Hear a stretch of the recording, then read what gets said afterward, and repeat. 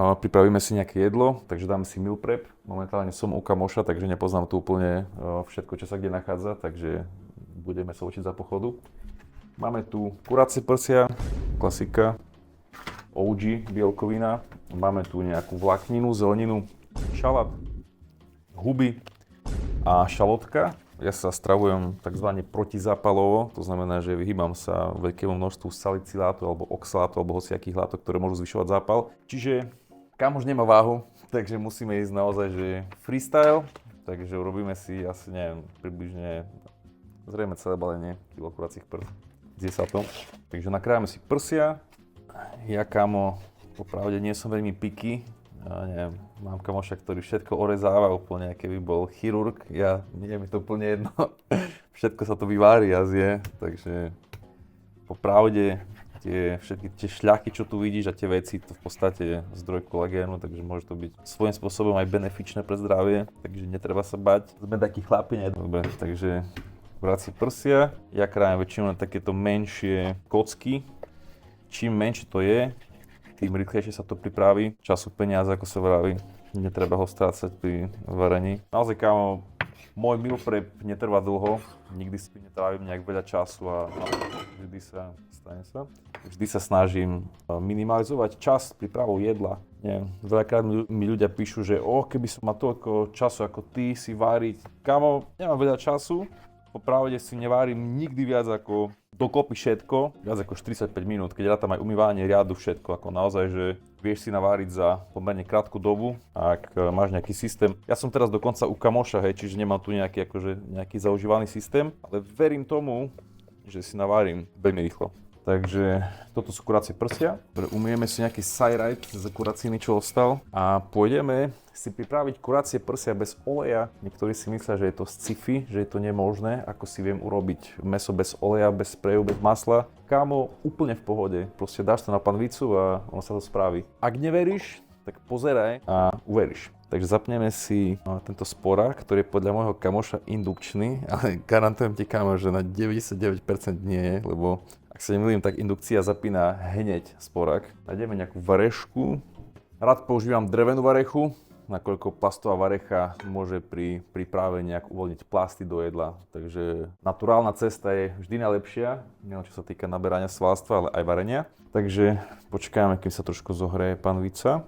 Čo sa týka korení, tiež v podstate snažím sa vyhýbať nejakým vysokozápalovým jedlám, ako napríklad chili alebo takéto veci. Z toho, čo tu má kamoš, môžeme použiť napríklad všetko chili, paprika. Máme tu nové korenie celé, máme tu bobkový list. Máme tu vlastne nejaké korenie, ktoré môžem tolerovať. Použijeme soľ, kámo. Použijeme soľ, ale vieš čo, je to aj majoran. V podstate majoran je moje najmenej obľúbené korenie, ak mám byť úprimný, ale zároveň je to jediné, ktoré si tu môžeme vybrať. Takže panvica sa rozohrieva, naozaj vidno tú indukčnosť tejto panvice. Dobre, kuracie prsia, toto je približne asi 800 gramov. Ja zjem zrejme polku, takže 400 gramov. Mám tam ešte potom nejaké, mal som ráno vajcia, 3, mal som proteín a večer si dám vločky s proteínom. Takže skúsime prvý drop, chicken drop.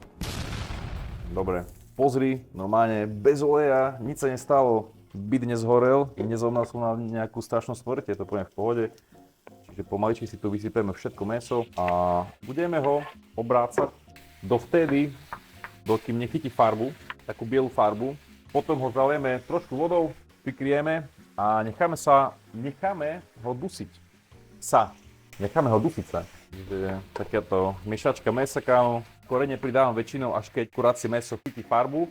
Dobre, teraz si pripravíme rýžu. Veľmi ľahký spôsob, ako odvážiť rýžu, ak nemáš váhu, tak je kúpiť si napríklad takúto SOS rýžu, ktorá má takýto systém, kde si to vieš odvážiť gramáž približne podľa sáčku, čo je úplne super, kámo. Je to normálne, že žijeme v budúcnosti.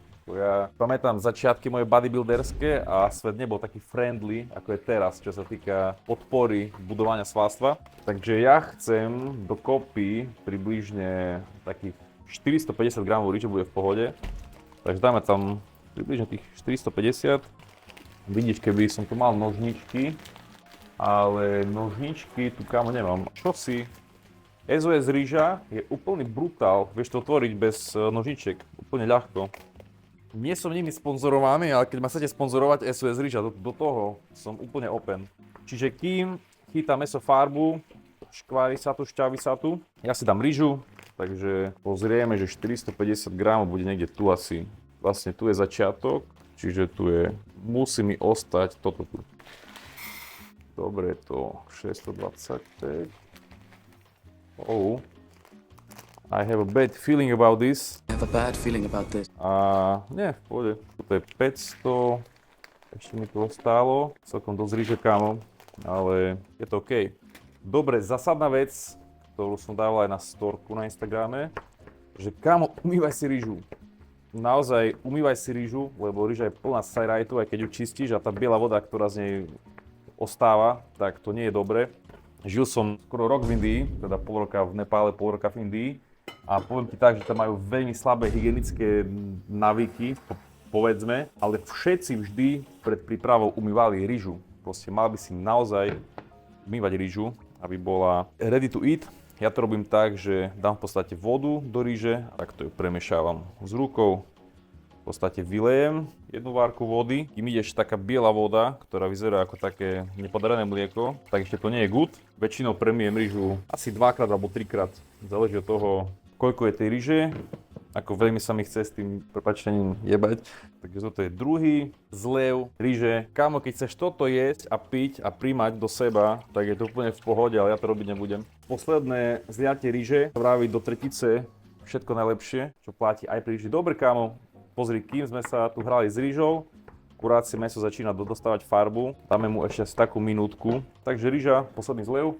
Teraz čo sa týka, koľko dať vody na rýžu, kámo, je to veľmi ťažko odhadnúť bez váhy, to naozaj nemám také super schopnosti. Nie som vodný X-Men, aby som mal takéto odhadovacie schopnosti, takže dám toľko vody, koľko moje oči povedia, že je asi dosť. A je to asi toľko, kámo. Neviem, uvidíme, nakoľko je môj zrak rýžopresný. A dáme to variť, tak zatiaľ si dáme variť rýžu.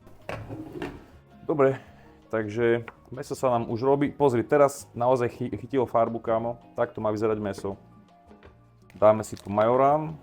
To je jediné korene, ktoré sme tu našli, nie je to naozaj moje obľúbené, ale čo už, kámo. A dáme tu nejakú soľ, takže dáme si soľ, kámo. To som asi trošku prehnal, ja naozaj nesolím veľa. Niečo, čo robím ja väčšinu soli si naozaj nechávam v okolí tréningu, nakoľko vtedy má najväčší zmysel. Dávam si väčšinou 3 gramy soli približne pol hodinu pred tréningom na väčšiu pumpu a na väčšiu úroveň energie. Čo sa týka varenia kuracích prs, kámo, tak je to približne 20 minút. Neviem, ja to robím 20 minút, niekto robí 10, neviem, ja proste neverím až tak mäsu. Keď som bol menší, mal som takú vec, že moja babka často robila kuracie stehna, kuracie nožky a veľmi často sa stalo, že ich ňou robila dobre a proste vždy, keď som krájal tú kuraciu nohu, tak z nej šla krv. Proste vždy som hovoril babke, že nechaj to tie kuracie nožky ešte o 5 minút viac v rúre. A ona vždy povedala áno, áno, aj tak to nikdy nerobila a vždy tá krv vyšla, takže vtedy mám takú trošku fóbiu z mäsa, takže naozaj nechávam mäso 20 minút. Je to možno veľa pre niekoho, ale poďme to úplne v pohode. Ale vlastne kým tu kecam, tak už prebehlo asi 5 minút, takže dáme 15 minút. A medzi tým, kámo, ako sa robí to mäso, chceme, aby to mäso nechutilo úplne ako shit, takže tam dáme nejakú zeleninu, aby to bolo aj zdravšie. Ja dám dneska huby, dám tam hnedé huby, dám tam biele huby, sú to šampióny. Ja mám huby naozaj rád, takže asi takto. Koľko tam dám zeleniny, ak sa pýtaš? Toľko, koľko zvládne panvica. Keď uvidíme, ako má kapacitu. Huby sú super, bo sú naozaj veľmi low calorie a veľmi chutia. Neviem, sú naozaj hubová person, neplnení. Niekomu je z hub dokonca zle, si predstav, kámo. Čo sú to za ľudia? Strašné, že? Prisahám ti, že nie som veľmi estetická person, nekrájam to nejak super pekne, ide mi naozaj o funkčnosť, ako hovorím opäť o čas. Naozaj naberanie svalstva nemusí byť časovo náročné, ale musíš trošku upustiť od estetiky. Teraz šalát, toto ma naučil kamoš, on dáva takto má šalátový list, kámo, do mäsa, do kuracích prs. A neviem ako, ale proste chutí to super. Úplne, že šalát napríklad surový mi nejak nechutí, popravde skoro vôbec, ale uvarený chutí úplne úžasne. Ja väčšinou šalát neumývam, čo robím v podstate tie prvotné 2 listy proste vyhodím a toto potom jem, kamo. Okay. Ale vieš čo, do to trošku umývam, takže takto trošku umývam. Dáme si huby do mäsa, Bude to mať krásnu hubovú vôňu a chuť. Naozaj, kámo, huby sú super, ale dám tam viac hub. Už teraz vidím, že je to málo. Nikdy nie je dosť hub. Dobre, takže dáme ďalšie huby, kámo. Vieš, ja mám strašne rád, ak by si mal toho na výber viac ako ja, čierne korenie. Čierne korenie, huby a hlavne, kámo, rastca. Rastca je brutálna v kombinácii s hubami. Celkovo mám rastcu veľmi rád. Kedysi som žil v Emirátoch. Žil som tam 4 roky, kámo, a mali tam všetky korenia od vymyslu sveta. Všetky. Čierna rastca, proste chili rôzne, graham masala, kari, všetko. Jediné korenie, ktoré si nikdy nekúpil, bola rastca. Nikde si nekúpil rastcu. A ti tak poviem, že odkedy som ju nemal dlhú dobu, stala môjim obľúbeným korením. Plne, že milujem rastcu a ide super v kombinácii s kuracínou, alebo ako som hovoril aj s zubami. Slovenské korenie a keby som mal vybrať jedno top korenie na svete, tak je to určite rastca, kámo. Dobre, dáme to tak šalát, kámo. Normálne, že takto, jak vidíš, to dám tu. Ako vravím, treba tam dať toľko toho, koľko nám dovolí potom neskôr následne panvicu aj zavrieť. Čiže v môjom prípade to je asi toľko tu. Verčine chutí to dobre. Teda aspoň mne. A medzi tým, ako sme sa tu zase vykecavali, pozri, niečo sa už deje s rýžou, takže pomaličky budeme stišovať rýžu. Dobre, takže dáme rýžu, teraz je na 9. Ako hovorím, tento sporek je pre mňa nový a skúsim dať, väčšinou dám na 6 asi. Ide o to nájsť takú úroveň varu, ktorá nám dovolí, aby stále tam var prebiehal a zároveň aby to nebublalo, ale nesypelo všade naokolo. Takže chceme nájsť takýto optimálny rýžový var. A čo sa týka rýže a varenia doby rýže, poviem ti, že zvyčajne robím rýžu 18 minút. Neviem, raz som videl na nejakom obále rýži, že tam bolo 18 minút a na niektorých sa píše 15, na niektorých 12, ale tak ti poviem, že vždy, keď som dal menej ako 15, tak tá rýža nebola dobrá. A tu píše tiež 18 až 20 minút. SOS rýža, kámo. Je to normálne moja nová obľúbená rýža, má toľko vecí, ktoré iná rýža nemá. Normálne fakt, som spozorovaný, kámo. Fakt, tá rýža je taká. Ľahko sa otvára, má tu dokonca gramáž, ktorú si vieš odsledovať, či dávaš dosť rýže, čo úplne kámo, future a chuťové je super. Mal som ju viackrát a naozaj SOS rýža je dobrá. Rýža sa nám vári, takže 18 minút, ktorých som si nestopol. Ja som si nestopol rýžu, ale bude to do 18, 9:18 je teraz a plus 18 minút, kámo. Logická hadanka pre teba, čo som mal z matematiky, ja nie dobre známky. Takže to bude zrejme 34, 36 som ťa skúšal. Dobre, čiže 9:36, budeme čakať na rýžu. Vzniká tam nejaký nový život, ktorý treba stlmiť. Treba ju naozaj stišiť na minimum, kámo, lebo keď sa veľa vypári vody, tak potom ostane spečená rýža. Spálená rýža. Daj mi vedieť v komentoch, či hovorím veľmi s východoslovenským prízvukom, lebo bolo mi to prizvukované, ale bohužiaľ som z východu. Čo ešte nesmie chýbať pri našom jedle, ktoré doplní môj pre-workout meal. Dnes síce mám netréningový deň, ale vždy, keď mám tréningový deň, tak to robím tak, že moje pretréningové jedlo je mäso a rýža, alebo mäso a pšeno, veľmi rád jem pšeno. A takisto je nejaký zdroj fruktózy pre lepšiu synergiu sacharidov a to je hruška. Hruška je jeden z najlepších zdrojov sacharidov, teda najlepší zdroj ovocia. Pre mňa preto, lebo keď ju ošupeš, neobsahuje skoro žiadne saliciláty, neobsahuje oxaláty, neobsahuje lektíny, neobsahuje žiadne také tie defenzné chemikálie, ktoré robia niektorým ľuďom s autoimunitou zle. To napríklad aj ja, keď si dám banán, svrbí ma nos, proste mám plný nos, proste mám histaminovú reakciu. Takže to je to, čo sa deje mne. Nie každý s tým má problém. Ešte trošku znižíme rýžu, ale čo mi bolo pripomenuté je to, že mi tu stoja vlasy, kámo, čo to je? Dnes som sa tak zobudil, vyzerá to strašne, mám takú fontánku na hlave, takže ideme to vyriešiť. To šiltovko, kámo. Nosím šiltovky preto, lebo som plešatý, keď si to niektorí myslíte, ale preto, lebo niekedy mi nestoja dobre vlasy. Takže šiltovkový tomáš je tu a ideme dokončiť jedlo. Mäso je hotové, takže prebehlo 20 minút dokopy. Samozrejme vždy ešte čekneme a hlavne čím je viac mäsa v panvici, tým viac sa môže naťahovať doba prípravy. Takže pozrieme, že ak to vyzerá. Kámo, jedna vec, čo naozaj nemám rád, je ochutnávanie jedla. Neviem prečo, ale nemám rád ochutnávať jedla z pochodu. Takže keď chceš zistiť, či to kurácie mäso je v pohode, tak stačí jedno takto vlož tam nejaké neslušné slovo. Pozri sa dovnútra a ak to je v pohode, tak je to v pohode, kámo. Vieš, no hlavne ten šalát menil farbu, proste to kurácie mäso ho absorbovalo, proste je tam, kámo. Prijal jeho silu a už bude forever spolu, teda forever, kým ho nezjem. Huby tiež, majú svoju veľmi významnú rolu. Škoda, hovorím, že škoda je toho, možno to vypnúť, škoda je toho, že naozaj nie je to tu čierne korenie a rastca. To robí, kámo, naozaj veľký rozdiel, hlavne v kombinácii s tými hubami a s kuracím mesom, ale it is what it is, jak sa vraví, takže budeme spokojní s týmto. Ako vidíš, že je toho celkom dosť, ale menej ako predtým. Toto sú v podstate dokopy 4 porcie mesa. Ja väčšinou jem 200 gramov kuracích prs na porciu. Všetko si nahádžeme do misiek. Čo sa týka misie, ja sa snažím vyvarovať takýmto plastovým miskám, aj keď sú BPA free, kámo. BPA znamená, že môžeš to používať do mikrovlnky, že sa to nejak neroztečie pri úprave, ale aj tak pri akejkoľvek tepelnej úprave jedla proste bude to mäso trošku strebovať plasty z misiek. Takže ja, čo robím, je to, že používam sklenené misky. Áno, sú ťažšie, sú menej komfortné, sú veľmi rozbitné, ako to vidím aj na tejto miske, ale kámo, zdravie prvoráde, vieš, a keď proste mám nosiť o 1 kilo v ruksaku toho viacej, tak to prežijem, keď budem žiť vo finále dlhšie. Rýža sa nám robí. Čo sa týka rýže, môžeme ju pozrieť tiež, môžem aj rovnako varechov, nikomu nehovor. Pozri, rýža žije vlastným životom, párty sa tu odohráva.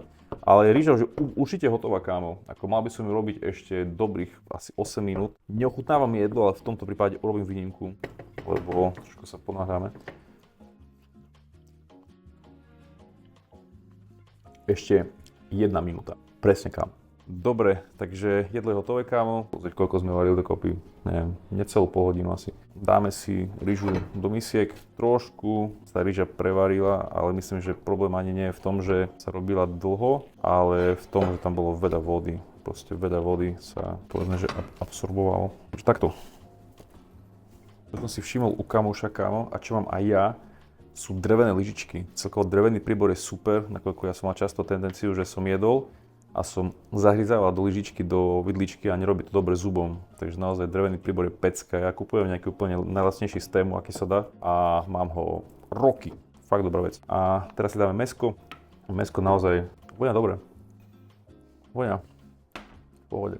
Tak ti poviem, kámo, že väčšinou kupujem mäso z mesiárne, málo kedy kupujem mäso zo supermarketu, ale zase máme obmedzené podmienky, nakoľko je málo času, veľa vecí na práci.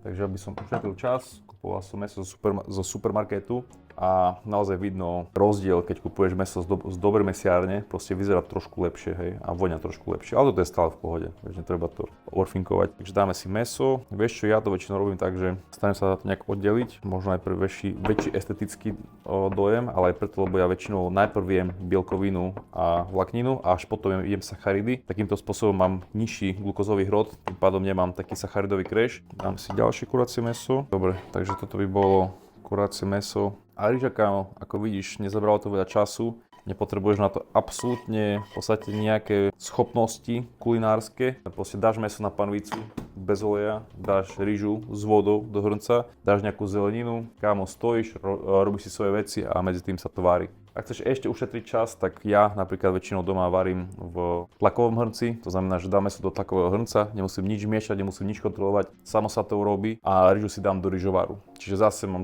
extra čas, ktorý viem použiť na iné veci, ktoré urobia môj život bohatším.